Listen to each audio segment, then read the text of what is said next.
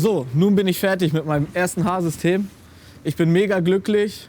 Meine Erwartungen sind total übertroffen. Ich glaube, ich hatte noch nie so viel Haar wie heute.